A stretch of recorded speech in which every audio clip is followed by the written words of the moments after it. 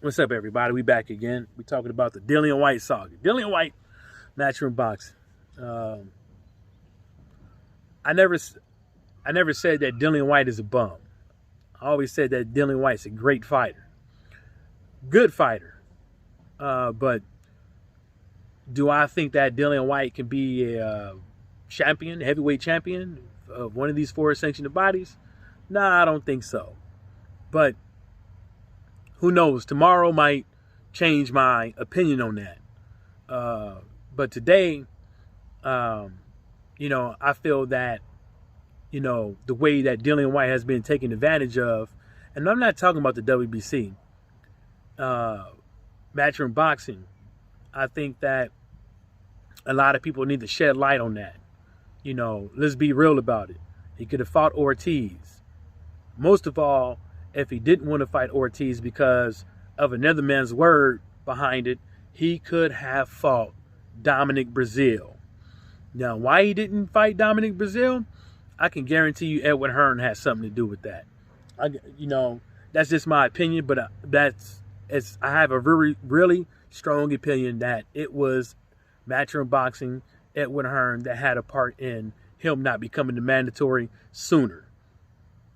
And like I said, for a promoter to come out here and say that it's terminal for Dillian Whyte's chances at a heavyweight title, for him to win this fight, you have to understand of the choice of words that somebody that is promoting Dillian Whyte for this fight had to say. And when he said that, he meant what he said. Yeah, he said he thinks, but at the same time why would you use that word and put that sentence out there in the atmosphere? You know why you did? Because you don't see nowhere for him to go after this. You thinking about what can you do with his career if he happens to lose? In the first fight, that wasn't the case. You know what I'm saying? And the second fight, now look at you. Did you say the same thing with Anthony Joshua? No, you didn't. No, you didn't. But this sacrificial lamb in Dillian Whyte that you have right here, who's going to be headlining his own fight, and the fight is going to be on pay-per-view in the UK, I'm believing. I haven't checked, but I'm assuming you're going to say this about him. So what does that mean for you as a promoter when you going out here, stomping on the yard, acting like you the number one promoter? You winning these number one promoter awards. How many chances did Pulev get? How many chances did Alexander Povetkin get?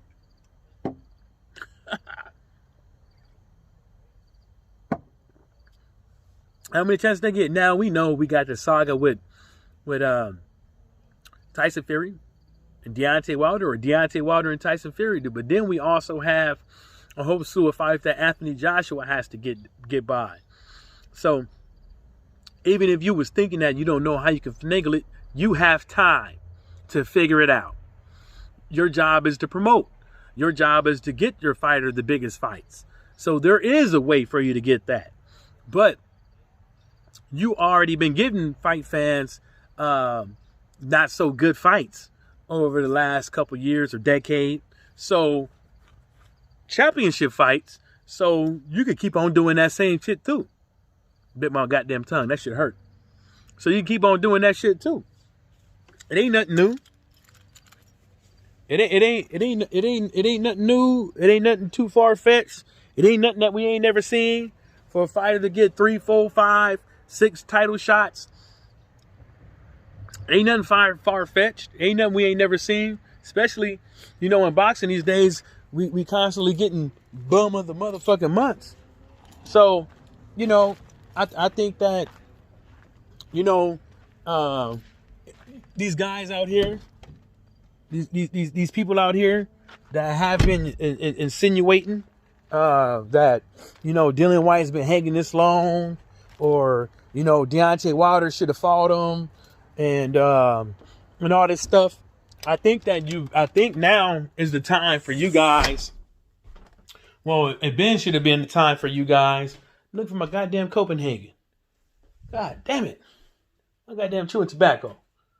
God damn. I think there's already been the time for people to, put this all on Edward Hearn's shoulder. And I think this where it all should have been for a very long time. I don't think this never should have been the WBC's problem or anything like that. I think that, it's the promoter's job, like I said earlier, to get these guys those type of fights, and we haven't been seeing them. And maybe possibly the reason why we haven't been seeing them is that they don't want them there. Matchroom Boxing doesn't want them there. So if Matchroom Boxing doesn't want him there, then what? Then what happens? Then he sits on the sidelines, and then they create a fucking excuse to reason why he's on the sidelines and blame it on somebody else. It's always been that way. You look at boxing, it's Rob Peter to pay Paul, but guess what? We Peter. All these boxing fans out here, we Peter. We the ones who being robbed, right? And Paul is the motherfucking promoters. They've been robbing us. For how long? And they're gonna continue to rob us and to put up these smoke and mirrors to where it's hard for the boxing fans to figure out what's going on and who's ducking and who's not ducking, right? That stuff been going on for how long? So people better start waking up and start really thinking, man. Don't go blaming the LDBC for narratives. Don't go blaming, the WBC for narratives all the time when your fighter can't get a fight. Sometimes it's just the fighter, and sometimes, the fighter chose the wrong fucking promoter. And, that just sucks, man. That just sucks. Because who knows? Dillian Whyte versus Deontay Wilder could have probably been a nice scrap. Win or lose for either one of them. Probably could have been a nice scrap. But guess what? We didn't get it. You know why we didn't get it? We didn't get it because everybody is too worried about narratives that people that don't mean a damn on social media that's pushing 500, 600 days. He ain't been a manager that long. A year is 365. Come on, bro. Come on, bro. Let's keep it funky. He beat Oscar Rivas, and none of y'all talked about, how can you bring in unapproved gloves in a fight, and you have excuses like fight must go on, and the WBC doesn't say nothing. The WBC doesn't say, hold up. We got rules and regulations for a minute, man. And we trust you guys to abide by them. Right? And it doesn't happen. But we heard about somebody, it's just, let me tell you something. There shouldn't be no fucking severity to what it means to break the rules. You break the rules, you break the rules. See what I'm saying? You break the rules, you break the rules. You violate, you violate. Other than that, it should have just been, let's do an investigation and let's figure out how bad we're going to punish you. That's what it is. If anything, you break the rules twice and then you get to keep your mandatory. Y'all should be happy. If you're a Dillian Whyte fan. But you shouldn't be happy when it's on a brunt that there's another boxer out there that takes the hard end of the fucking stick. And the hard end for the fucking stick is that he had everything taken away from him. Because of a mistake that Triple BOC, a mistake that the WBC, and a mistake that the fans and these networks didn't want to fucking bring up. You can't watch, you can't break the rules. If somebody was watching somebody's sideline and watching the plays, whether not soccer or football, American football, that is wrong, that is breaking the rules. Whether or not somebody had an illegal ball on the field, whether or not when they caught it, before the game or after the game, that's breaking the rules. And when you break the rules, there always should be something involved in it to make sure that it never happens again. And just talking to somebody and slapping them on the fucking wrist doesn't do it. You got people out here betting on these games.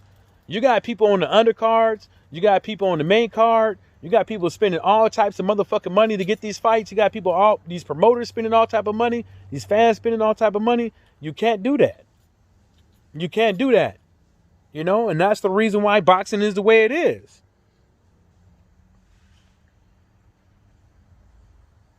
You got this much, it seemed like you got this much of flair players and a whole bunch of cheats and a whole bunch of in-betweens. You know?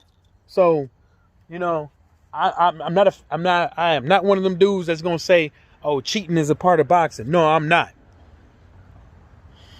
Cheating is a part of the game when that's the only way you can win. Cheating is the only way part of the game when you ain't got no fucking integrity. Because if you weren't cheating, you might lose. So, in order for you to win, I guess, since nobody will catch it, or if they do happen to catch it, I'm too big to fail. On that note, shout outs to LBC. And everybody stay sucker free.